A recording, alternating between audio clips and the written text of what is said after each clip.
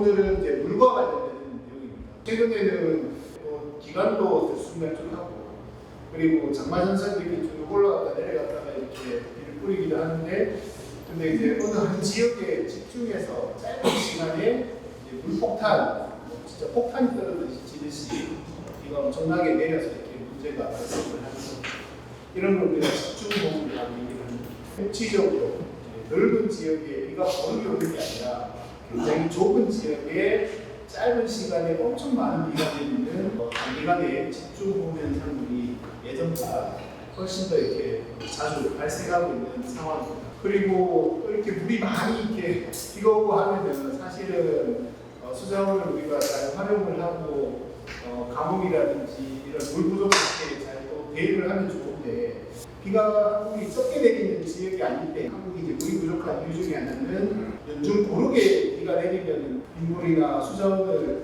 활용하기에 훨씬 더 유리하고 좋은데, 단기간에 짧게 많은 비가 내리니까 이게 우리한테 유용한 자원이 되기보다는 오히려 이렇게 재난의 성격, 여름에 장마철에 이렇게 수해가 나는 일들이 예전부터 많이 있었잖아요. 그래서 그런 부분들이 수자원을 관리하는 데 있어서 쉽지 않은 부분이 있고, 이런 것들이 최근에 이제 기후위기로 인해서 점점 극단적인 현상들을 많이 보이고 있는 것 같습니다. 우리가 보통 장마 혹은 이렇게 집중호우가 내리는 이유가 우리 북극 쪽에서는 이제 찬 기운 공기들이 있잖아요. 이 찬 기운들이 여름이 되면 이제 아래쪽으로 쭉 이동을 하게 되고, 또 남쪽에서는 따뜻하고 습한 바닷물이 막 수증기를 내뿜어서 증발한 그 공기를 머금고 있는 따뜻한 공기들이 한반도에서 쭉 만나서 이게 남북으로는 얇게 동서로는 길게 전체 전선이 만들어지게 됩니다. 그래서 이게 한반도에서 이렇게 오르락내리락 하면서 기간 이제 머물게 되면 이게 장마가 되는데, 통상적으로는 지구가 이렇게 자전을 하니까 편서풍이라고 해서 서쪽에서 바람이 이렇게 불잖아요. 그러면 이렇게 바람이 불어와가지고 이게 북쪽으로 이동하면서 이렇게 사라져야 되는데, 이제 지구 온난화, 기후변화 때문에 지구 전체 온도가 많이 높아지기는 하는데, 우리가 살고 있는 중위도 지역보다 지난주에 말씀드린 것처럼 양극지방, 북극과 남극 지방의 기온 상승 속도가 중위도 지역보다 거의 한 3배 가까이 더 빨리 기온이 상승하고 있거든요. 그러다 보니까 공기 순환이라는 게 찬물과 따뜻한 물, 혹은 찬 공기와 시원한 공기, 따뜻한 공기가 그 온도 차이가 있어서 거기서 이렇게 이 흐름들이 생겨나게 되는데, 북쪽에 있는 공기랑 남쪽에 있는 따뜻한 공기랑 이 온도차가 점점 줄어들게 되니까 공기 순환이 잘 안 이루어지는 거죠. 그래서 그 제트 기류가 북쪽에 있는 한파가 겨울에는 못 내려오도록 막아줘야 되는데, 이 제트 기류가 잘 안 흐르다 보니까 이쪽으로 이제 한파가 내려와서 굉장히 큰 추위가 발생을 하기도 하고, 뭐 이런 일이 일어나는 것처럼 이 장마전선도 마찬가지로 편서풍에 의해서 이렇게 사라지는 게 아니라 정체되고 좁은 지역에 물폭탄이 만들어지는 일들이 굉장히 빈번하게 발생을 하는 것 같습니다. 그리고 그런 이제 수증기나 이제 그 비구름들이 넓은 지역에 고르게 분포되는 게 아니라 어떤 특정 지역이 굉장히 집중적으로 만들어지다 보니까 아주 좁은 지역에는 굉장히 큰 비가 옵니다. 특정 어느 지역에서는 굉장히 심각한 가뭄으로 큰 피해들이 발생을 하는 일들이 예전보다 더 빈번하게 발생을 하고 있고, 그 원인이 굉장히 다양하기는 하지만 기후변화, 지구온난화가 굉장히 중요한 요인 중에 하나다라고 분석을 하고 있습니다. 동부 신천도에서도 이 배수구가 역류를 해서 침수 사태가 일어났습니다. 그 단기간에 집중호우가 내리는 게 왜 이렇게 문제가 되고 무섭냐면, 이렇게 비가 내리거나 이렇게 하수가 발생을 하면 그 하수를 처리하는 하수관이 별도로 있잖아요. 그래서 우리는 상수도, 하수도 이렇게 두 개의 물관을 사용을 하는데, 상수도는 우리가 식수로 쓰는 물이죠. 그래서 상수도 본부에서 그 낙동강이나 문댐이나 여기서 이렇게 물을 취수를 해서 그다음에 정수 과정을 거쳐서 시민들이 식수로 이용할 수 있도록 공급하는 그 관이 이제 상수도관이고, 우리가 물을 먹거나 설거지를 하거나 화장실에서 물을 사용하고 나면 이 물은 또 이렇게 빠져서 나가잖아요. 그래서 그 빠져서 나가는 게 하수구잖아요. 하수관 이렇게 있고 또 한국에는 없는데 중수도를 쓰는 것도 있습니다. 중수도는 뭐냐면 우리가 그냥 손을 씻는다든지 이렇게 물이 크게 오염되지 않는 물들도 그 심하게 오염된 물하고 함께 섞여서 그냥 하수로 흘러가게 되면 하수 처리장, 우리 지산동 그 수송목 밑에도 지산 하수 처리장이 있잖아요. 그 지산동과 본물동 일대 주민들이 물을 사용하고 하수로 보내게 되면 이걸 바로 이렇게 어천으로 보내는 게 아니고 지산 하수 처리장에 그 물을 다 모아서 이 물이 하천으로 흘러가도 될 정도로 다시 정화를 해서 보내게 되거든요. 근데 손 씻는 물 이런 거는 그렇게 많은 돈을 들여서 하수 처리를 할 필요가 없는 물들도 많이 있거든요. 그래서 그런 물들은 따로 이렇게 중수도를 만들어서 마당에 잔디밭에 물을 준다든지 사람이 먹거나 사람이 씻는 물 말고 허드렛 일을 하는데 사용하는 물로 한 번 더 사용을 하게 되면 한정된 수자원을 훨씬 더 효율적으로 절약해서 사용하게 되니까 물 사용량을 줄일 수 있는 방법이기도 하잖아요. 그렇게 이제 하기도 하고 예를 들면 일본에는 가면 이제 그런 시설들이 많이 있는데 우리가 변기에 물을 내리면 변기에 통에 있는 물이 밑으로 쑥 내려가면서 이렇게 소변이나 이렇게 쭉 처리가 되잖아요. 그죠? 근데 그러고 나면 다시 이제 물이 차오르는데 그 우리는 보통 그냥 통 안에서 물이 그냥 차오르잖아요. 근데 다른 외국이나 일본에 이제 많이 있는 시설 중에 하나는 그 수조 통 위에 이렇게 수도꼭지 같은 게 하나 있어요. 그러면은 거기 꼭지를 통해서 이제 물이 흘러나와요. 그리고 우리가 화장실 사용하고 나면 손을 씻어야 되는데 거기서 나오는 물 가지고 우리 손을 씻고 씻은 물이 수조, 변기 수조 통으로 들어가는 거예요. 그러면은 사실은 그 한번 내리는데 거의 10m에서 20m 가까이 물을 사용하게 되는데 그 물을 한번 내리고 또 손은 별도로 씻고 하는 게 아니고 어차피 거기에 사용될 채워지는 물을 우리가 손 한번 씻고 거기 채우게 되면 손 씻는 물량을 줄일 수 있으니까 또 물을 효율적으로 사용하는 방법이기도 하거든요. 그런 식으로 이제 우리가 물을 사용을 하는데 어쨌든 상수도, 하수도 크게 이렇게 되어 있는데 하수도 관 굵기에 따라서 시간당 흘려보낼 수 있는 물의 양이 정해질 거잖아요. 하수관이 크면 시간당 내려가는 물이 많아질 거고 하수관이 좁으면 시간당 흘러가는 물이 적어질 거고 그래서 이 하수관을 얼마나 큰 크기로 할 건지를 어떻게 결정하냐면 큰 걸 하면 좋겠죠. 그래서 그러면 비가 많이 와도 물이 잘 빠지게 되니까 이렇게 배수구가 역류한다든지 침수 사태가 일어나는 일들이 줄어들게 될 텐데 근데 문제는 하수관을 크게 할수록 공사비가 많이 들 거잖아요. 그래서 우리가 예산이 자유롭게 쓸 수 있고 완전 많이 있다면 크게 잘 뚫어놓으면 좋을 텐데 한정된 제한된 예산으로 하수관을 만들고 상하수 시스템을 만들려고 하다 보니까 가장 효율적인 크기에서 이렇게 결정을 하게 됩니다. 그래서 우리가 보통은 30년 빈도, 50년 빈도, 100년 빈도 이런 말을 쓰거든요. 혹시 들어보셨어요? 그 30년 빈도는 통계적으로 봤을 때 30년 만에 한 번 올 법한 큰 비, 50년 빈도는 통계적으로 50년 만에 한 번 올 법한 큰 비, 100년 빈도는 100년 만에 한 번 올 법한 큰 비에 대비하는 수준으로 하수관의 크기를 결정을 하게 되거든요. 근데 예산이 많아서 우리가 100년 만에 한 번 올 법한 굉장히 많은 비도 흘려보낼 수 있는 큰 관을 하면 좋겠지만 돈이 없으니까 한 25년 빈도, 25년 만에 한 번 올 법한 수준으로 우리가 하수관을 만들면 크게 문제 없을 거다 생각하고 이제 그렇게 관들을 많이 만들어 놓은 거죠.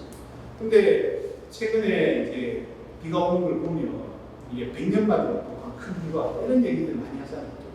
그러니까 그 하수관이 그 짧은 시간에 내리는 그 많은 비의 양을 이제 원활하게 내려보낼 수 있는 용량 자체가 안 되어서 사실은 그런 침수 사태, 홍수가 이렇게 더 빈번하게 일어나는 것도 있습니다. 그리고 그 관을 키우는 것도 예산이 들고 또 시간이 오래 걸리긴 하겠지만 시간을 들여서 또 해야 될 일이기도 한데 도시 지역에서 이렇게 침수 사태가 자주 일어나는 이제 여러 가지 이유 중에 하나가 물론 지형이 이렇게 그쪽으로 물이 모이는 곳이라든지 작년에 서울 강남 일대 완전히 물에 잠겼었잖아요.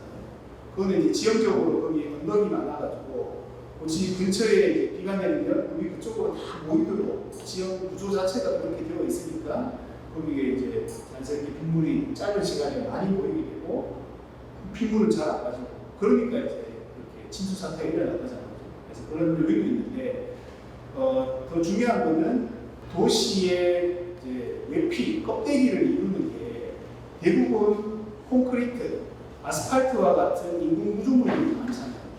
그래서 이런 인공 구조물들은 물을 흡수하거나 물이 이렇게 침투해서 땅속으로 지하수로 스며들도록 하는 게 아니고 그대로 다 이렇게 하수구로 흘려보내게 되는 거죠. 그래서 비가 오게 되면 예전에는 이런 인공 구조물들 아스팔트나 콘크리트가 많지 않을 때는 땅속으로 이렇게 스며드는 양도 많고 또 일부는 또 지하수로 흘러 들어가기도 하고 그랬는데 지금은 비가 오면 오는 족족 그냥 하수구로 쫙 빨려든다는 거죠. 그러니까 예전과 똑같은 비가 오더라도 하수로 흘러 들어가는 물의 양과 속도가 훨씬 더 많아지기 때문에 또 이런 피해들이 더 많아지고 있다라는 얘기를 하고 있습니다. 그래서 여기도 마찬가지로 주변에 이 물을 흡수하고 머금을 수 있는 재질을 가진 공간이 거의 없잖아요. 다 아스팔트로 되어 있고 다 이렇게 콘크리트로 마감이 되어 있어서 빗물들이 빠르게 하수구로 들어가니까 짧은 시간에 많은 비가 오면 이렇게 역류하는 현상들이 발생을 하게 됩니다. 그리고 잘 기억하시겠지만 지난해 서울 강남 관악구 동작구 일대에 집중호우가 내렸었고 강남 지역이 침수되어서 이렇게 차가 침수가 되고 재산상의 피해도 발생을 하기도 했고 또 일부 동작구나 관악구 지역에는 이제 서울은 반지하방이 많잖아요. 대구는 잘 없는데 이 반지하방 많은 게 사실은 그 북한 때문에 전쟁이 나게 되면 사람들이 방공호처럼 피신할 수 있는 공간을 서울은 이렇게 북한하고 가까이 접해 있으니까 그런 이제 안보상의 문제로 사실은 건물을 만들 때 사람들이 대피할 수 있는 공간으로 만든 건데 이게 시간이 지나면서 서울의 지구 부족하고 당장 이렇게 살아야 되니까 이게 사람이 일상적으로 원래 살려고 만든 공간이 아닌데 그냥 반지하방을 세놓고 그냥 사람들이 들어가서 살게 된 세월이 이제 수십 년이 흘러가게 되거든요. 그러다 보니까 이게 사실 적절한 주거 조건이 아닌데도 불구하고 여기 많은 사람들이 지금 살고 있는 상황이고 이제 이렇게 비가 온다든지 이런 기생충이라는 영화에서도 보면 비가 막 오면은 저지대로 이제 인물이 막 몰려 들어가게 되고 이런 이제 반지하방 같은 데는 그 침수 위험이 굉장히 높습니다. 밤사이에 굉장히 짧은 시간에 많은 비가 오다 보니까 일가족이 미처 이렇게 피신 대피를 하지 못해서 여덟자는 굉장히 좀 안타까운 일로 발생을 하게 됐습니다. 사실은 광주가 원래 광주뿐만 아니라 이제 호남 지역 전체가 원래 상반기 5월, 6월까지도 가뭄이 굉장히 심했어요. 그래서 광주 시내만 하더라도 제한 부수, 그러니까 물을 우리는 틀면은 다 나오잖아요. 근데 이제 물을 공급할 수 있는 양이 부족해서 일주일에 이틀, 3일만 물 공급을 하고 월, 수, 금만 물을 공급하고 화목토는 물이 안 나오도록 단수를 시키고 그렇게 해서 이렇게 공급할 수 있는 물량을 조절을 해야 될 만큼 가뭄이 굉장히 심각했습니다. 그래서 광주 지역, 도시 지역뿐만 아니라 호남 지역에는 이렇게 농사 짓는 지역도 많잖아요. 그래서 한창 이제 모내기하고 농사를 지어야 되는 상황인데 주변의 주요 댐들 수위가 거의 바닥을 드러낼 정도로 농사 지을 물도 부족한 상황이 발생을 하게 되었습니다. 우루과이에서는 이제 학생들이 물 시위 이렇게 PT표를 두드리면서 우리 마실 수 있는 물 달라고 했거나 항의하고 시위하는 일이 발생을 하게 됐는데요. 우루과이가 사실은 물이 굉장히 풍부한 국가입니다. 전 세계에서 이렇게 수력 발전을 굉장히 많이 하는 지역 중에 하나고 그만큼 댐도 많고 수정도 풍부한 국가인데 최근 지금 8개월째 가뭄이 계속 지속이 되고 있는 상황이고 거의 73년 만에 가장 비가 오지 않는 가장 가뭄 환경들을 경험을 하고 있습니다. 그래서 이 생수 가격이 5배 이상, 우리 편의점 가면은 1,000원에 살 수 있던 생수가 이제 5,000원씩, 6,000원씩 가격이 막 상승하게 되죠. 왜냐면 물이 부족하니까 찾는 사람은 할 수 있는 물의 양이 줄어들게 되니까 당연히 가격이 올라갈 수밖에 없겠죠. 그래서 생수 가격이 올라가기도 하고, 여기 이제 학생들이 학교에서 급식을 하는데 밥 먹고 나면 이제 목마르니까 물을 마셔야 되잖아요. 그죠? 근데 물 마실 수 있는 양을 한 컵으로 제한하는 거예요. 근데 사람에 따라서는 한 컵이 부족하고 뭐 이렇게 체육 활동이나 하고 나면 목말라서 물을 더 먹고 싶을 수 있잖아요. 그죠? 근데 이걸 한 컵밖에 안 주니까 학생들이 불만이 막 쌓이고 시민들도 여러 가지 불평과 불만들이 막 쌓이게 되는 거죠. 그래서 이제 이 물 문제를 해결하려고 이렇게 시위를 하긴 하는데 정부가 이게 없는 물을 만들어낼 수도 없고 이게 참 쉽지가 않은 거죠. 심각한 상황이고 작년 이제 미국이 서부 지역 캘리포니아 그다음에 LA 이쪽 지역들이 따뜻하고 온화한 날씨가 많은 지역. 근데 이 지역이 지금 몇 년째 계속 비가 굉장히 부족한 상황들이 매년 반복이 되고 있거든요. 이 미국 서부 지역에서 이렇게 가뭄이 심각해지고 지하수위가 낮아지고 그리고 사람들이 이용할 수 있는 물의 양이 점점 줄어들다 보니까 주정부나 이제 도시에서 물을 만들 재간이 없잖아요. 방법은 사람들이 사용하는 물량을 줄여가지고 지금 갖고 있는 물을 최대한 많은 사람들이 최대한 오랫동안 사용할 수 있도록 하면서 비가 오거나 수자원이 다시 확보가 되도록 버티는 방법밖에 없잖아요. 그래서 물 사용량을 최대한 줄이고 절약을 하기 위해서 여러 가지 조치들을 취하고 있습니다. 그중에 미국 사람들은 특히 이제 LA 지역들은 그 밀도가 낮은 도시거든요. 밀도가 낮다는 얘기는 한국은 이제 아파트는 밀도가 높죠. 좁은 지역에 많은 사람들이 살 수 있도록 건물들이 많은 지역은 고밀도, 밀도가 높은 지역이라고 얘기를 하는데 예전에 드라킬이나 이쪽에는 예전에 다 이렇게 주택들이 많았잖아요. 그쪽 지역들은 넓은 지역에 적은 사람들이 퍼져서 살게 되는 밀도가 낮은 지역들이죠. 근데 LA는 밀도가 낮은 지역, 낮은 저층 건물이 굉장히 넓게 퍼져 있는 이런 지역인데, 그러니까 여기 보시는 것처럼 전원주택처럼 주택의 넓은 마당에 잔디밭 잘 가꾸고, 그래서 미국의 은퇴자들이 가장 이상적으로 생각하는 삶 중에 하나가 이렇게 한적한 LA나 이런 도시에서 잔디밭에 물 주면서 정원 가꾸고 이런 생활들을 되게 좋아하거든요. 그래서 이렇게 잔디밭에 주는 물의 양이 어마어마합니다. 근데 사람이 지금 먹고 마시고 이렇게 쓸 수 있는 물도 부족한데 지금 잔디에 물 줄 때가 아니다. 그래서 그런 이제 경고를 여러 차례 했음에도 불구하고 이게 습관이 하루아침에 잘 안 바뀌잖아요. 그래서 이제 막 법적으로 이제 제한을 하기 시작합니다. 그래서 잔디에 물 주는 것 자체를 금지하기도 하고, 그냥 금지해서는 또 안 들으니까 이걸 어겼을 시에는 벌금을 물기도 하고, 콜로라도주 같은 경우는 최대 $1,000, 지금 1달러에 1,300원이니까 130만 원 정도 벌금을 물리는 거죠. 네바다주 같은 경우에는 2027년부터는 이제 그 잔디 자체를 키우지 못하게 금지합니다. 그리고 그런 이렇게 그 천연잔디 말고 인공잔디만 심을 수 있도록 하는 지역도 생깁니다. 그래서 물 사용량을 줄이기 위해서 굉장히 여러 가지 고민들을 하고 다각적으로 이렇게 조치들을 취하고 있고요. 작년에는 저랬는데 재작년에는 독일, 벨기에 일대에 115년 만에 가장 큰 홍수가 났어요.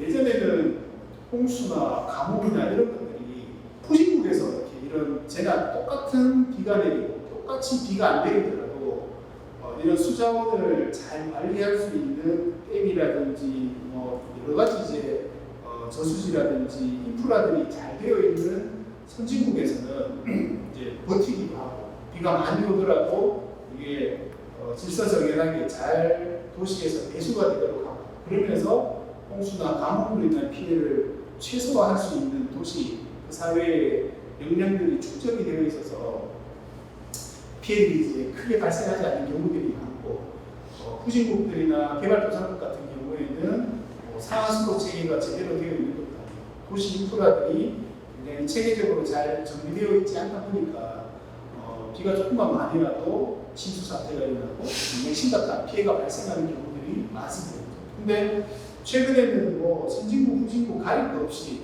비가 뭐 짧은 시간에 너무 많이 오면 장사가 없죠. 그래서 선진국에서도 이런 홍수 피해들이 굉장히 급증을 하고 있는 상황입니다. 그래서 재작년 유럽 벨기에 일대에 115년 만에 폭우가 쏟아지게 되면서 이제 지역의 굉장히 많은 도시에서 심각한 침수 사태가 일어났었고, 독일의 한 이제 할머니는 평생에 이렇게 비 오는 거 처음 봤다.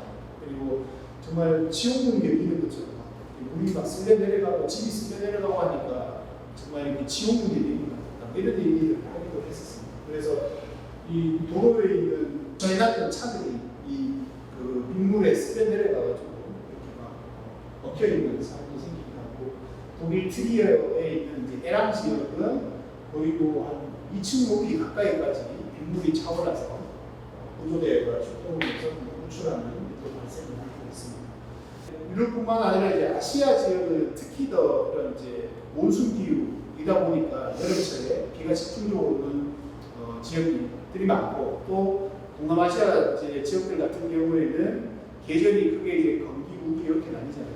그래서 우기에는 집중호우가 내린다든지 비가 이제 굉장히 자주 내리는 일들이 많지 않습니다. 그래서 2012년에 태국에 굉장히 큰 홍수가 한번 났습니다. 그래서 그 외에도 이제 홍수들이 자주 일어나긴 하지만 2011년에 피해가 굉장히 컸습니다. 태국에 아유타야라는 지역이 있거든요. 한국으로 치면 경주 같은 도시. 태국이 이제 불교 국가잖아요. 그래서 오랫동안 또 태국의 수도 역할을 했던 이제 태국 정신문화의 이제 고향과 같은 지역이고, 보시는 것처럼 이제 도시 전역에 불교 유적들이 굉장히 잘 보존이 되어 있는 지역입니다. 근데 이 태국 아유타야에서 발원을 해서, 우리 낙동강은 강원도 태백 황지라는 이런 곳에서 출발을 하잖아요. 거기서 이렇게 샘에서 출발한 강물이 안동 거쳐서 이렇게 대구 낙동 이제 부산까지 해서 이제 낙동강 강원도로 해서 바다로 흘러가게 되는데, 태국의 방콕에 가장 큰 강이 이제 짜오프라야라는 강이 있습니다. 서울로 치면 이제 한강 같은 거죠. 한강도 태백의 검룡소라는 곳에서 발원을 해서 영월이라든지 양평 이렇게 거쳐가지고 한강 이천으로 해서 이렇게 서해로 빠져나가는데, 이 아유타야에서 발원한 이 강물이 쭉 남쪽으로 흘러내려서 방콕 시내를 가보시면 짜오프라야 강을 만들게 되고, 이게 타일랜드 베이 만으로 해서 바다로 흘러나가는 상황인데, 이 짜오프라야 강이 2011년에 완전히 다 폭락했습니다. 그래서 이 강유역 일대가 거의 다 침수를 하게 되면 굉장히 심각한 상황이 발생을 했었고, 왼쪽이 평상시에 이 짜오프라야 강 일대의 위성 사진입니다. 근데 홍수가 났을 때 찍어보니까 이 강 일대 주변이 거의 다 이제 침수가 되어 있는 위성 사진들을 확인을 할 수가 있습니다. 태국 역사상 최악의 홍수가 당시에 발생을 했었고, 819명이 사망을 하고 1,360만 명이 이런 비로 인해서 피해를 보게 된 상황이 발생을 했습니다. 그리고 태국에 76개 주가 있는데 저기 65개 주가 홍수로 인한 재난을 선포를 하기도 했었습니다. 태국이 인건비가 싸고 하다 보니까 우리도 중국이라든지 해외 베트남이라든지 인건비가 저렴한 곳에 이 생산 기지 공장들을 많이 짓잖아요. 근데 일본은 일찍이 이제 태국에 이 생산 공장들을 많이 설치를 했습니다. 근데 아유타야 지역에 아까 보신 것처럼 엄청난 홍수가 발생을 하다 보니까 이 자동차 회사들이 수출하려고 이제 만들어도 선적하기 배에 자동차를 실어서 이렇게 수출을 해야 되잖아요. 그 배에 싣기 전에 이렇게 쭉 세워놓은 거기가 이렇게 완전히 다 잠겨버려요. 그래서 자동차가 이렇게 수천 대가 어디나 침수가 되어서 판매는 당연히 할 수가 없었겠죠. 그래서 엄청난 경제적인 피해가 발생을 했고, 그래서 일부 이제 공장들은 아예 피해가 너무 심각해서 문을 닫고 철수를 하는 상황이 발생을 하게 됐습니다. 그래서 거기 일하던 태국에 이제 그 시민들이 있었겠죠. 그 사람들은 하루아침에 실업자 되는 상황이 발생했죠. 지난해 이제 중국의 정저우시라는 곳에서도 1년치 비가 사흘 만에 670mm, 610mm 이상이에요. 그래서 이렇게 정도만 해도 6천만 원이 되어지거든요. 그래서 지하철이라든지 다양한 현대적인 교통수단 인프라들이 많이 발달이 되어 있는데, 그 물들이 지하철역으로 다 흘러 들어간 거죠. 그리고 한국도 충분히 그럴 수 있죠.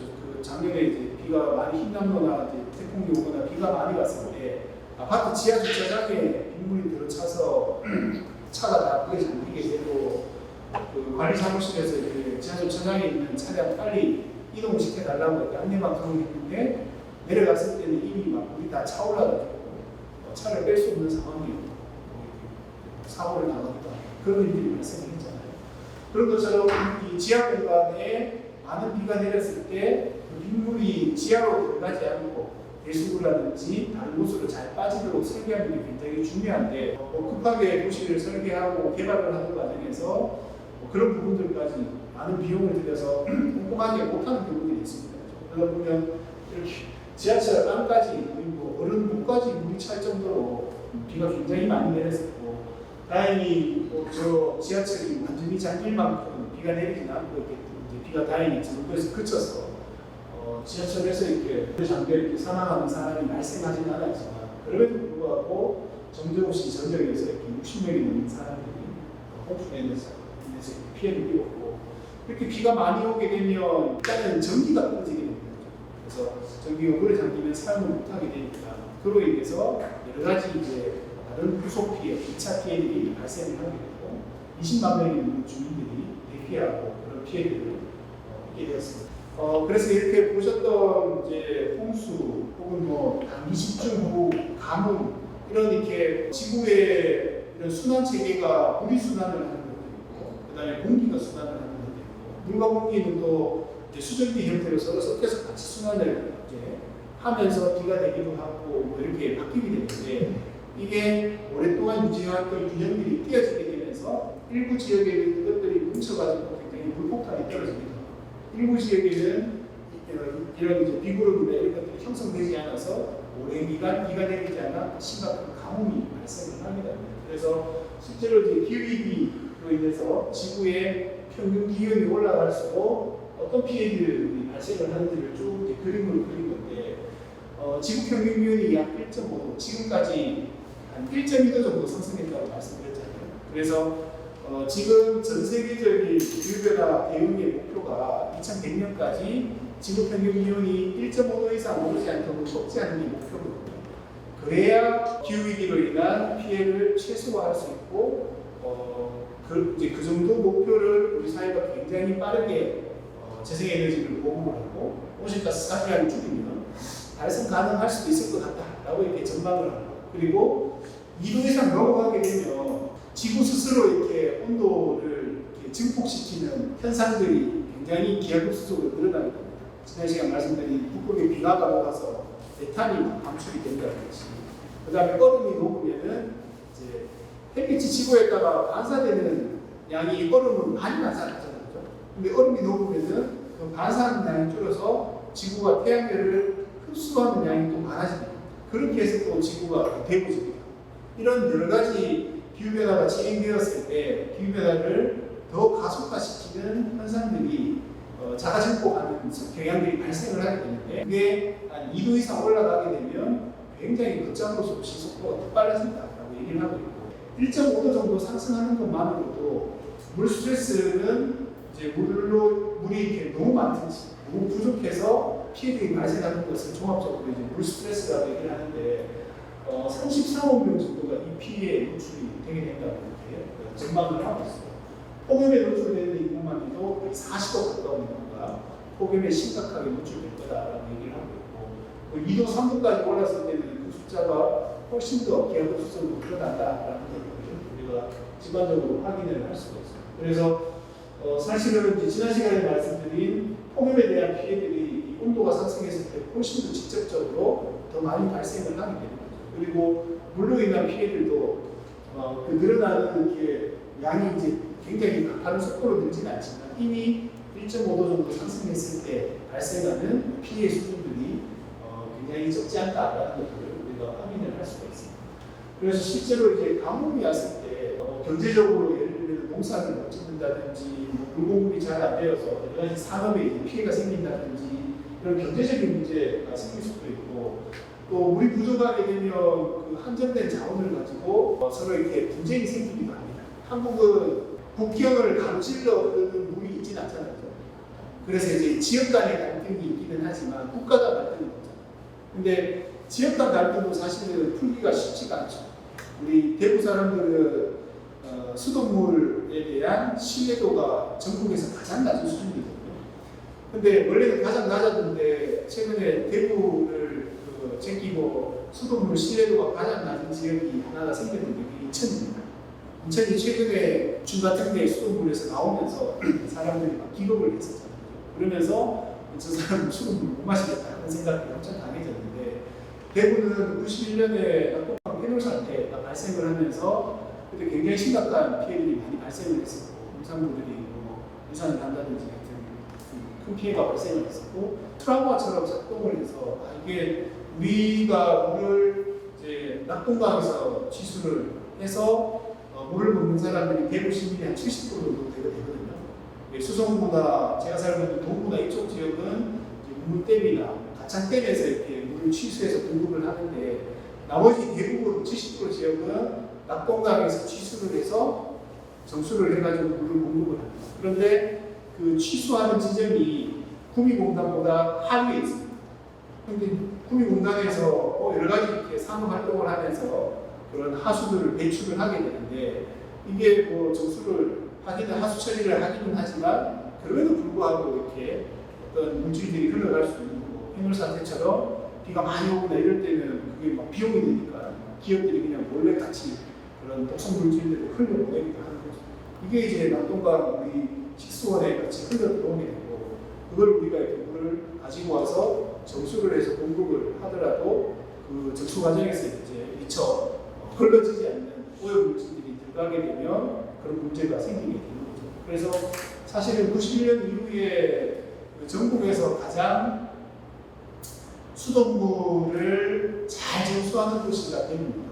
고도 정수 처리장을 가장 잘 만들고 가장 많은 예산을 들여서 가장 깨끗한 물을 만들고 있는 도시가 대구이고 그리고 수돗물이 사람들이 시민들이 마시기에 적절한 물인지 검사를 해야 되잖아요. 그래서 그 검사 기준이 합격을 해야 시민들한테 물 공급을 하게 되는데 다른 지역들은 그 검사 항목이 한 30가지밖에 안 돼요. 근데 대구는 한 200가지가 넘는 물질이 수돗물에 포함이 되어 있는지를 쭉 검사를 하게 됩니다. 그렇게 해서 이렇게 대구 상수도공급은 정말 많은 예산을 들여서 전국 최상위 수질의 수돗물을 생산해서 공급을 하는데 정작 시민들은 그래도 뭔가 찜찜하죠. 그래서 그 200가지 항목에 미처 포함되지 않는 우리가 알지 못하는 새로운 화학 물질이 매일 새로 만들어지니까 뭐가 들어가 있을지 사람들이 불안하니까 수돗물을 먹는 비율이 계속 줄어들게 되는데 그 전부터 계속 하려고 했던 게 낙동강 취수원을 구미공장 밑이 아니고 구미공장 위로 취수원을 이전하는 문제에 대해서 계속 논의를 했는데 구미가 절대 반대를 했죠. 여러 가지 비율을 들어서 그 국가 간도 아니고 지역 간에도 물을 둘러싸고 이 물 사용에 대해서 굉장히 예민한 상황인데 유럽이나 이제 여러 도시들이 국경을 가로질러서 이렇게 흘러가는 이제 물들이 많죠. 유럽 같으면 헝가리라든지 폴란드라든지 동유럽 국가를 쭉 이제 관통해서 되는 다뉴브강 같은 것도 있고 뭐 베트남이나 또 이렇게 이제 동남아시아 지역의 여러 국가를 가로지는 지금은 이제 그런 강물들이 있죠. 근데 이제 수자원이 부족해지면 위에 베트남에서 이렇게 물을 충분히 쓰고도 이렇게 강물이 이제 흘러 넘쳐서 남으면 그 밑에 라오스라든지 다른 지역도 쓸 수 있도록 물도 보내주고 댐도 방류를 할 텐데 우리 국민들이 쓰기에도 물량이 부족해지면 그 물을 가져가지고 밑으로 안 보내겠죠. 그러면은 하루에 있는 그 다른 나라 국민들은 완전히 물 부족에 시달릴 수밖에 없는 상황이에요. 한국전쟁 1950년대에 한국전쟁이 끝나고 나서 남북으로 이제 갈라지고 나서 그때만 하더라도 북한이 이제 한국보다 경제적으로 이렇게 우위에 있었잖아요. 그리고 그때 이제 전기를 만드는 발전 시설들도 북한의 소품댁이라든지 이런 이제 시설들이 북쪽에 다 몰려 있다 보니까 남북 관계가 이렇게 악화되면 북한이 남한을 협박했던 수단 중에 하나가 전기 끊는 거죠. 소품댐에서 만들어지는 전기 선이 남쪽으로 연결되어 있는데 그 선을 그냥 차단을 하면 남한은 이제 완전 정전되는 상황이죠. 남한에서 자체적으로 전기를 만들 수 있는 인프라가 안 갖춰져 있었습니다. 그래서 그런 것처럼 이 물길이라는 게, 강물이라는 게 여러 지역과 국가에 걸쳐서 이어져 있기 때문에 이 수조함이 부족해지면 그런 지역 간의 분쟁이라든지 전쟁까지 발생할 수 있는 일들이 생기게 됩니다. 그래서 그와 관련해서 그런 사회적인 갈등, 국가 간 분쟁, 사회적인 건강에 대한 문제들도 생길 수 있고 환경 문제들도 생길 수 있고, 가뭄이 홍수하고는 다르게 이 속도는 되게 느립니다. 홍수는 막 짧으셔야 갖다 놓고 확 잠겼다가 근데 또 물이 또 쭉 빠지면 또 막 피해들이 발생을 하지만, 가뭄은 뭐 10달 하여튼 이렇게 굉장히 긴 시간 동안 비가 내리지 않아서 강물과 저수지가 맑아서 공급할 수 있는 물이 없어져서 우리가 여러 가지 어려움을 겪게 되는 일이지 않습니까? 그래서 속도는 느리지만 일단 발생하게 되면 사회적으로, 경제적으로, 환경적으로 그 피해가 굉장히 광범위하게 퍼진다는 데 있어서 굉장히 무서운 재해라고 할 수 있습니다. 그리고 한국의 홍수나 가뭄 이런 물재해가 발생하는 현상들을 보게 되면, 홍수는 1980년도 이후에 큰 빈도로 계속 이렇게 증가하는 추세를 볼 수도 있고, 가뭄도 마찬가지로 1950년대 이후에 지속적으로 발생 빈도가 증가하는 것들을 확인을 할 수가 있습니다. 그리고 호우 일수, 호우는 시간당 30mm 이상 내리는 게 호우라고 말씀을 드렸잖아요. 그 호우가 내리는 날짜가 얼마나 증가하는지 쭉 보게 되니까 73년도 이후에 이렇게 올랐다 내려갔다 하긴 하지만 평균선을 쭉 떠보게 되면 계속 증가하는 경향성들을 우리가 확인을 할 수가 있고, 호우가 내린 밑에 파란색 막대 그래프는 날짜 수고, 위에 주황색 그래프는 비가 내린 양입니다. 그래서 늘었다 줄었다 하지만 큰 흐름은 계속 증가하고 있다는 것들을 우리가 확인을 할 수가 있습니다.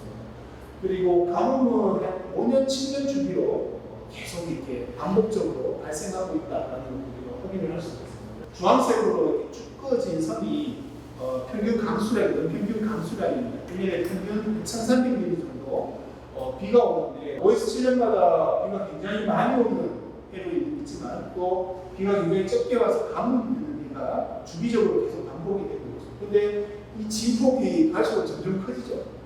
그래서 해가 갈수록 비가 많이 오는 해는 엄청 많이 오고, 비가 안 오는 해는 엄청 많고, 이게 점점 더 극단적으로 양극화되고 있다는 것들을 확인을 할 수 있고, 피해도 2012년에 이례적으로 굉장히 높았고 여러 가지 대응을 하고 있음에도 불구하고 계속 좀 증가하는 추세에 있다 보시면 됩니다. 도시화가 굉장히 빠르게 진행이 되고 있잖아요.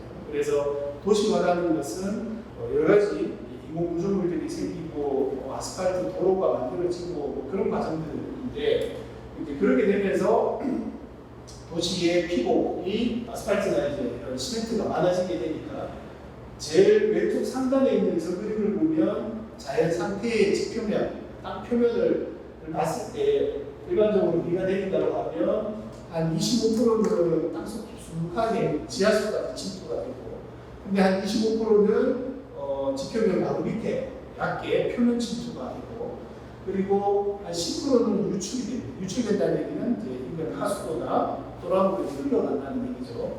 그리고 한 40%는 또 증발해서 또 사라지게 되는 이런 패턴이 이제 일반적인 자연 상태인데, 도시의 그 불투수성은 빗물이 통과하지 못하는 정도를 얘기합니다. 그게 10에서 20%, 35에서 50%, 75에서 100%로 높아질수록 깊은 침투의 양이 점점 줄어들게 됩니다. 그래서 10에서 20%는 한 21%가 지하수까지 깊게 들어가게 되는데, 이게 35에서 50 정도 되면 한 15%밖에 안 들어가고, 75에서 100이면 깊게 들어가는 지하수까지 깊게 들어가는 침투가 5%밖에 되지 않는 거죠.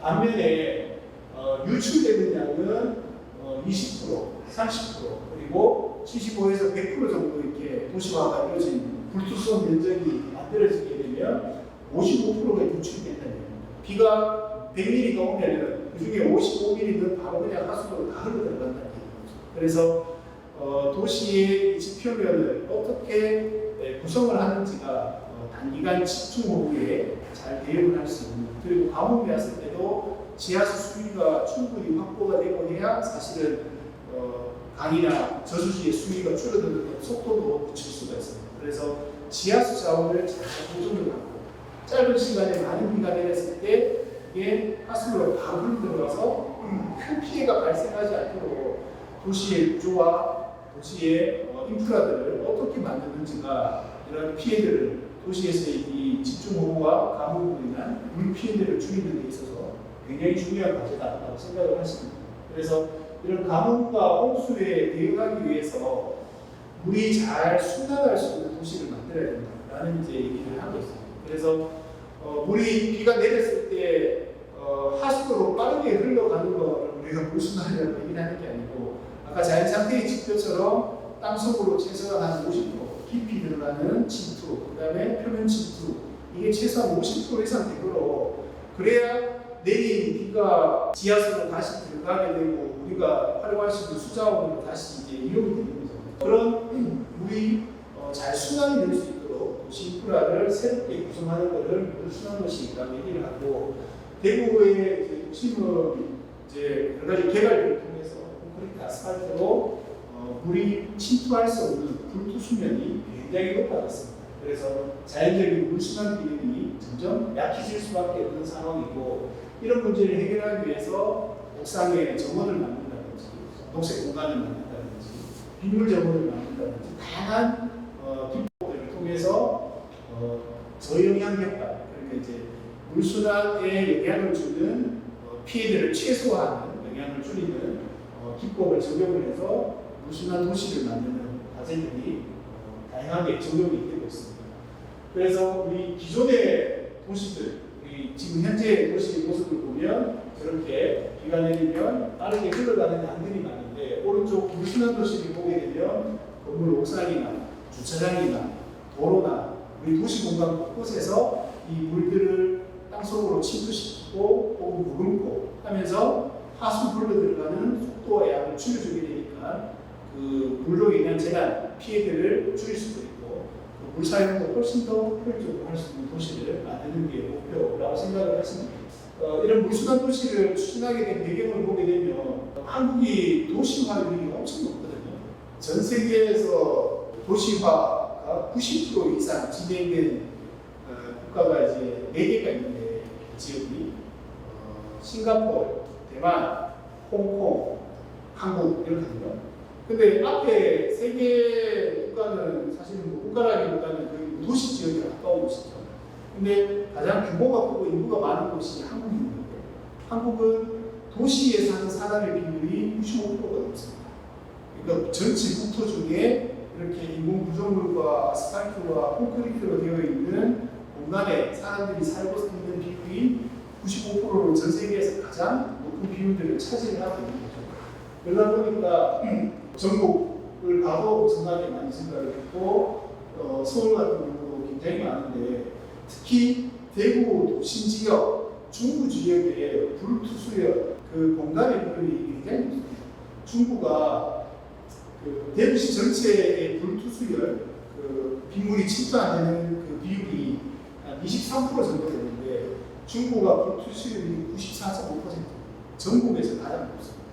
그래서 오늘부터 이제 폭염대응 포럼을 저희 단체가 하고 있는데 저희 폭염 포럼 할 때 다른 지역에서도 많이 오시거든요. 그 지역에서 오신 분들이 대구 이 중구 지역 같은 데 막 다니다 보면 대구는 날씨는 이렇게 더운데 왜 이렇게 동네 곳곳에 다 아스팔트를 깔아놓냐고 저기 막 이상해 하시는 분들이 많거든요. 실제로 중구 지역은 그렇게 아스팔트와 시멘트로 덮여 있는 공간이 전체 도시 면적의 94%가 넘는 전국에서 가장 많은 지역이다라는 거죠. 서구도 79%, 80%로 전국에서 7위 정도 되는 지역입니다. 대구가 분투수 면적이 높다 보니까 그저께처럼 단기간에 집중호우가 내리게 되면 피해가 크게 발생할 가능성이 굉장히 높습니다. 그래서 그런 피해를 최소화하기 위해서 우리가 도시를 개발을 하거나 주차장을 만들거나 건물을 짓거나 하는 다양한 개발 행위 중에서 뭐 그런 개발을 안 할 수는 없잖아요. 그죠? 집도 짓고 이렇게 그런 일들을 하기는 해야 되는데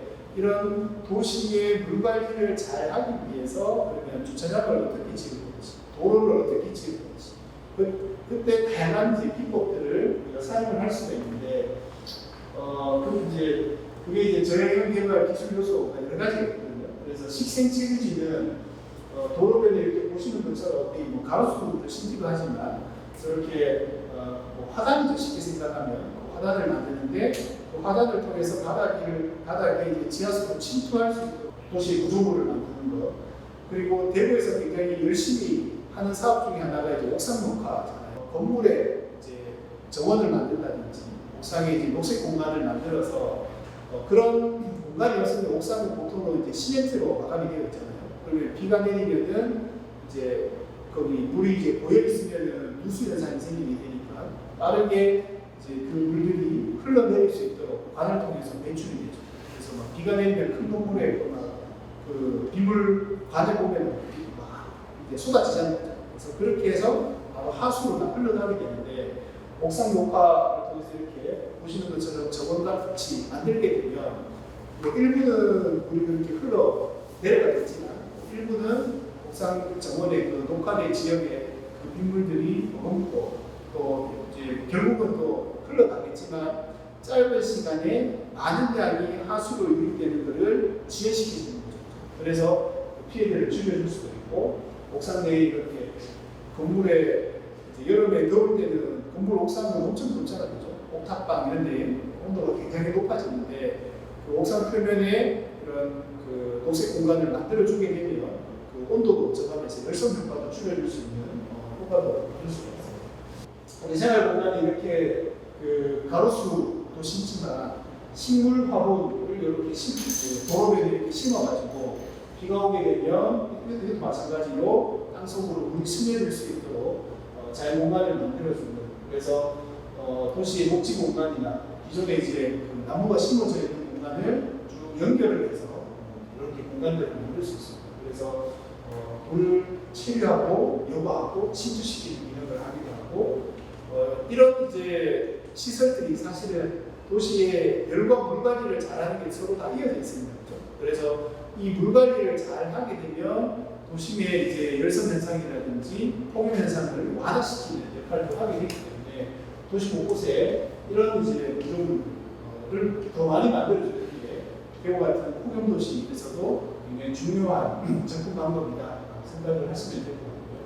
나무 연과상도 이런 거는 한 번씩 아마 보셨을 것 같아요. 그래서 나무 심은 그 밑에 일정 공간을 둬서 비가 오게 되면 바로 이렇게 하수로 흘러가는 게 아니고 그 나무 밑에 있는 그 빈 공간에 물이 차오르고 일부는 침투를 하고 그마저 다 차오르면 넘어가게 되긴 하겠지만 바로 이렇게 흘러가는 게 아니기 때문에 시간을 지연시켜주는 효과가 되겠습니다. 그리고 특별히 다른 부지가 더 필요한 게 아니니까 굉장히 효율적으로 도심이나 도로에 적용을 하기가 좋은 기술이다라고 생각을 하시면 될 것 같고요.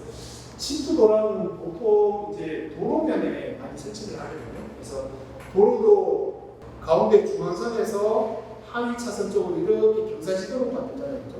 그래야 이렇게 비가 오면은 이 비가 이렇게 도로 바깥으로 흘러서 하수구 쪽으로 빗물이 들어가서 하수로 이제 빠지도록 이렇게 되어 있는데 빗물이 도로 바깥으로 이렇게 흘러서 바로 하수로 들어가는 게 아니라 그 옆에 일정 공간을 이제 도랑처럼 만들어서 거기에 물이 스며들고 땅으로 침투할 수 있도록 공간을 만들어주는 게 침투도량 도랑이라고 생각을 하시면 될 것 같아요. 침투통은 이렇게 좀 깊게 박아가지고 물이 이렇게 빗물이 옥상 지붕에서 이렇게 내려오면은 바로 그냥 아스팔트나 도로나 땅으로 가면은 하수구로 흘러가겠지만 저렇게 물이 조금 스며들 수 있는 통을 만들어서 깊게 파서 물이 저쪽으로 스며들게 되면 이제 하수로 흘러가는 속도와 양을 줄일 수 있죠. 그렇게 해서 홍수 피해를 줄이는 기술이다라고 생각을 하시면 될 것 같고 빗물 저금통, 빗물통이라고 부르는데 건물에 이렇게 비가 내리면 지붕에 있는 물들이 이제 바닥으로 떨어져서 하수로 흘러가도록 보통은 하는데 그 물을 받아서 사용을 하는 거죠. 아까 말씀드린 중수도처럼 빗물을 이렇게 받아서 바로 우리가 뭐 이렇게 생활용수로 쓰거나 식수로 사용할 수는 없지만 잔디에 물을 준다든지 뭐 세차를 한다든지 커드렛 일을 하는 데는 충분히 바로 사용할 수 있는 물이잖아요.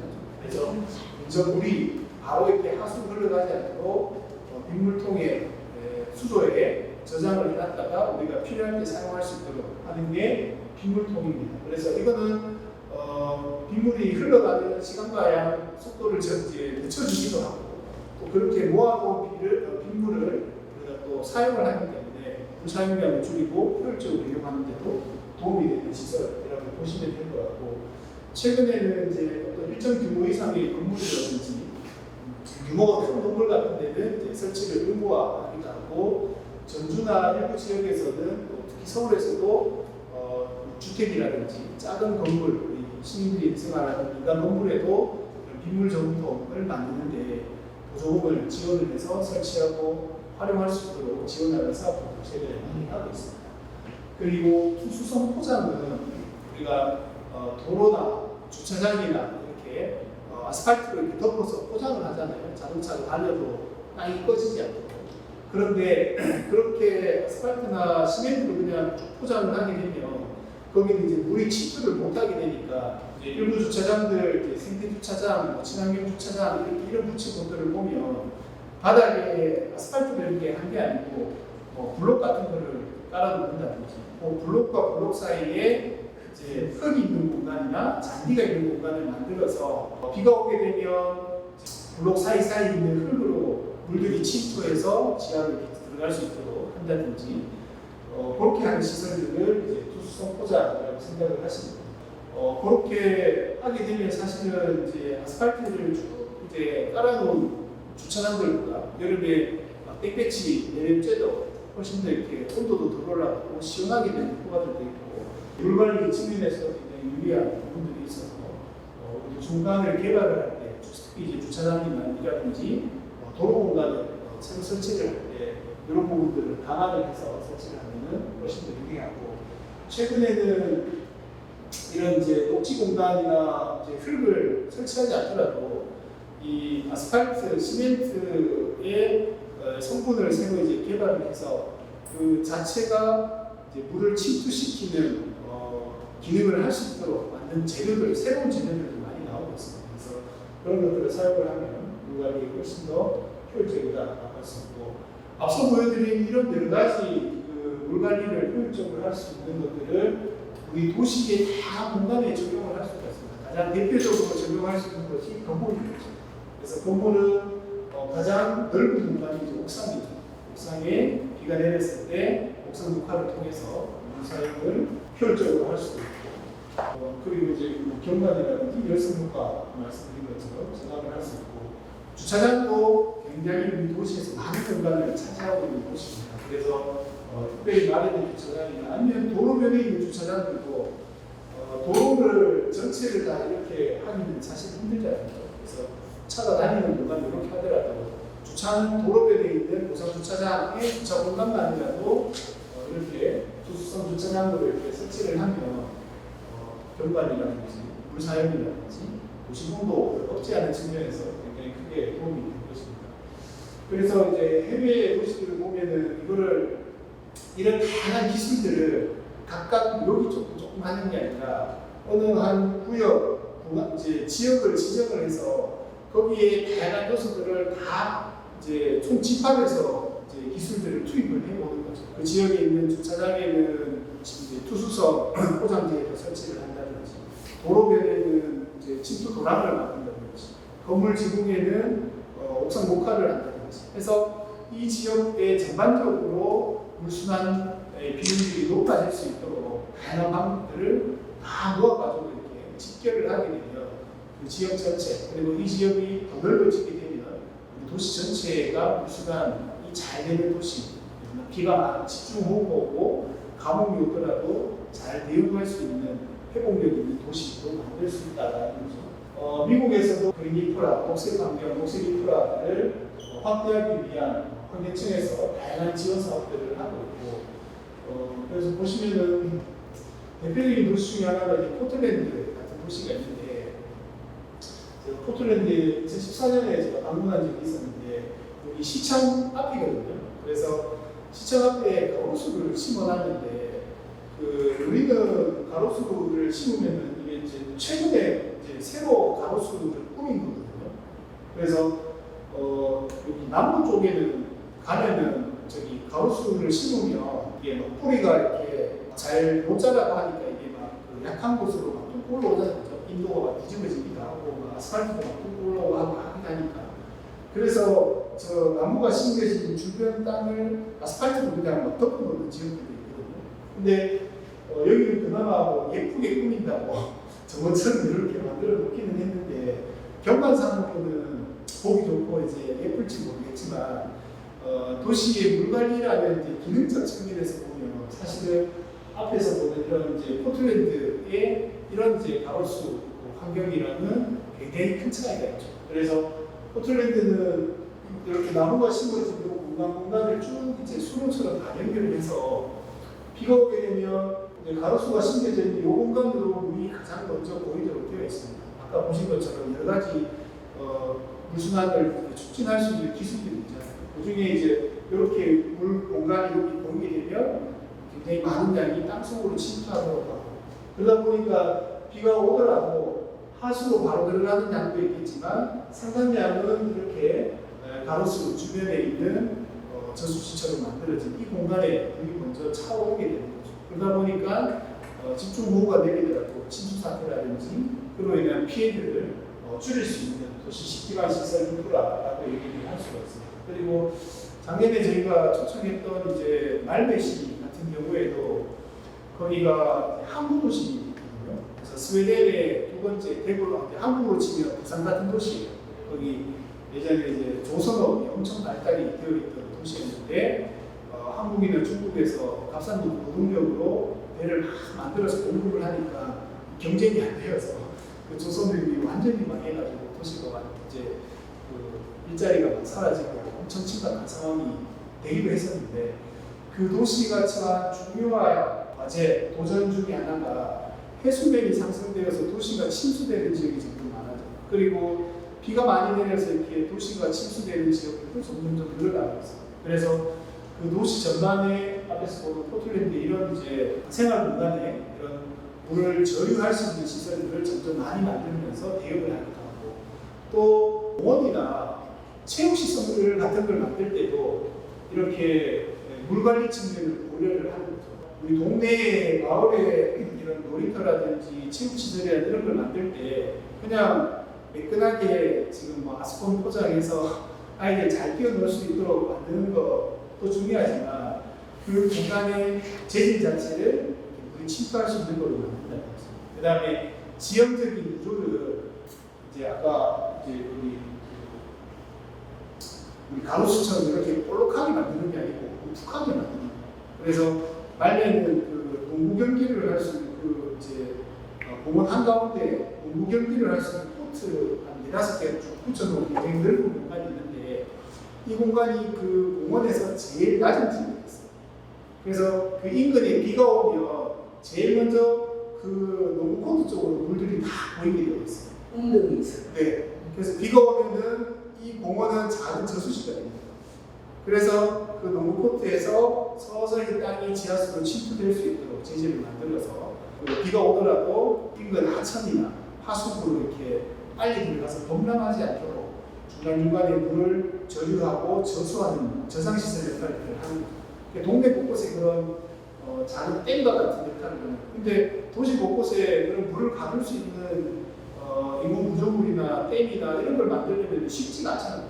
근데 우리 도시 공간 어디에나 있는 공원이나 그런 체육시설들을 지형적 구조를 그렇게 물이 비가 오게 되면 그쪽으로 먼저 보이도록 만들어주다 보니까 그런 걸 이제 고려하게 되면 훨씬 더 한정된 공간에서 물관리에 효율적으로 대응을 할 수 있다. 도시 공간을 이렇게 짧은 시간에 많은 비가 온다든지 한동안 비가 내리지 않아서 가뭄이 발생한다든지 여름에 굉장히 높은 온도가 발생해서 폭염으로 인한 피해가 발생을 한다든지 이런 상황이 왔을 때 각 개별 가정집이나 건물을 어떻게 만들어서 그런 피해를 줄이고 하는 것도 중요하고 전반적인 도시 인프라를 통해서 예를 들면 대구에 세계적인 기술을 가진 그 황토벽돌 제작업체가 있거든요. 대구역 앞에 가면 사만시원이라고 이 업체의 기술이 대단한 게 저희가 예전에 폭염포럼 할 때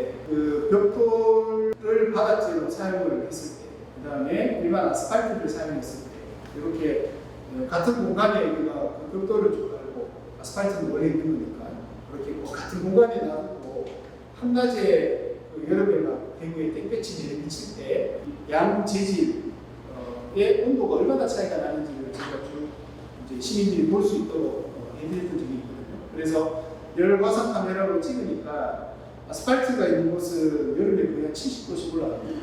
근데 여기 황토 벽돌을 깐 곳은 30도 조금 더 올라가요. 거의 한 2배 이상 차이가 나는 거죠. 그래서 우리가 생활하는 이제 그 보행 공간, 도로 공간, 특히 생활도 인연도 그 차도와 인도가 구분되지 않는 그런 것들도 다 시커먼 아스팔트로 깔려있는 것들이 많잖아요. 여름에 한낮에 거기 지나가면 막 뜨거워 죽잖아요. 그리고 그런 이제 재질들은 또 열을 낮에 막 한껏 이렇게 함축하고 있다가 밤 되면 그 열을 밤새도록 발산을 하잖아요. 이게 이제 열대야의 원인이기도 하고 한정된 예산을 어디에 우선적으로 더 집중해서 쓸 건지를 우선순위를 결정을 해야 되는데 그런 순위를 결정을 할 때 정책 담당자들, 지자체 단체장, 시장님이나 구청장님이 이런 거 해야지라고 생각하고 본인 공약을 막 이렇게 먼저 우선적으로 보통은 하잖아요. 근데 그 공약이라는 것도 사실은 이제 시장님이나 이제 구청장님들이 당선되려면 국민들이 지지를 해야 당선이 되는 거예요. 국민들의 표를 받아서 당선이 되는 건데 그러면 국민들이 원하고 좋아하는 정책을 공약으로 내걸어야 당선될 가능성이 많잖아요. 근데 내가 이제 수성구청장으로 이렇게 출마해서 당선되려고 막 주민들한테 만나기도 하고 유세도 하고 이렇게 다녔는데 주민들이 지금 수성구 지금 막 너무 더워서 난리다. 홍수가 나기만 하면 여기 막 물에 잠겨서 이렇게 어떠상같다. 뭐 이런 얘기들과 함께 여기 대비하기 위해서 도시의 아스팔트나 뭐 이런 시멘트나 이런 것들보다 투수성, 침투성 소재들로 바꾸고 이런 열 관리를 잘 할 수 있는 예를 들면은 수성구의 이면도로들은 아스팔트를 쓰지 말고 열을 차단할 수 있는 차열성 소재, 사마시온의 벽돌이 되었던 다양한 소재들이 많거든요. 그런 소재만 쓰도록 조례를 만들어서 시민들이 훨씬 더 이렇게 쾌적하고 안전하게 생활할 수 있도록 도시 공간을 만들어갈 수 있잖아요. 그러면 지역의 그런 기업들도 시장이 만들어지고 커지게 되니까 성장하게 되고 그걸로 인한 관련되는 일자리나 산업도 커지게 되고 기후위기에 잘 대응을 하면서 그것과 관련되는 일자리와 산업도 만들어져야 되는 거죠. 그렇게 도시를 바꿔 나가려면 기후위기에 대해서 공감하는 지역 주민들이 많아져야 되는 거죠. 이제 그런 정치인들이나 단체장들이 내가 당선이 되려면 이런 기후위기, 그런 재난에 대해서 잘 대응할 수 있는 내가 정책을 만들고 가지고 있어야 내가 우리 시민들한테 선택될 수 있겠구나 라고 이렇게 생각할 수 있도록 기후위기에 대한 이야기를 많이 퍼뜨리고 공감대를 형성하는 게 굉장히 중요하다는 생각을 하게 되고 또 하나는 이렇게 공감대를 가진 주민들이 정책을 결정하는 사람들한테 요구하고 압박을 해야 되는 거죠. 그렇죠? 그래서 시의원이나 지역의 국회의원 사무실에 전화해가지고 도대체 대구는 이렇게 더워지는데 도대체 뭐 하는 짓이냐 항의도 하고 뭐 이러면은 사실은 이거 안 하면 내가 큰일 나겠구나 라고 이렇게 긴장하도록 만들어야 되는 거죠. 지금 우리가 겪고 있는 여러 가지 재난과 위험들이 기후위기로 인한 거다라는 것들을 많은 사람들이 생각하고 거기에 적극적으로 대응해야 된다라고 요구를 하게 되면 사실은 코로나 때 했던 것처럼 훨씬 더 과격한 정책들을 우리가 할 수 있는 거죠. 그래서 당장 우리가 오십가스를 2030년까지 절반으로 줄여야 지금처럼 진행되는 폭염이나 이런 진행되는 속도와 그 강도를 줄여나갈 수 있는 거잖아요. 지금 우리가 여기서 있는데 매우 다양한 경로가 우리 앞에 있습니다. 맨 밑에 있는 이 시나리오로 가게 되면 대구가 2100년이 되면 여름에 폭염 일수가 77일까지 늘어나고 여름에 열대야의 수가 60일까지 늘어나게 된다고 예측을 하고 있습니다. 그렇게 뜨거워진 지구에서 살 건지 아니면은 맨 위의 시나리오로 가서 1.5도 이내로 안정화가 되면 그만큼은 아니지만 훨씬 더 그 피해와 위험들이 줄어드는 상황에서 우리가 살게 될 수도 있는데 그 결정하는 것은 우리가 지금 여기서 어떤 정책, 어떤 행동을 하느냐에 달려있고 거기에 따라서 어떤 미래가 우리 앞에 펼쳐질지 우리 아이들이 어떤 도시에서 살게 될지 결정이 된다 생각을 합니다. 그래서 오늘 참여하신 여러분들이 오늘 듣고 듣고 혹은 또 관심 갖고 있는 이런 내용들이 여러분 혼자만 하지 말고 우리 가족, 주변에 있는 이웃들 더 많이 확장이 될 수 있도록 같이 공유하고 이야기도 많이 나누고 하면 좋을 것 같습니다. 네, 오늘 강의 교수 마치도록 하겠습니다. 고맙습니다.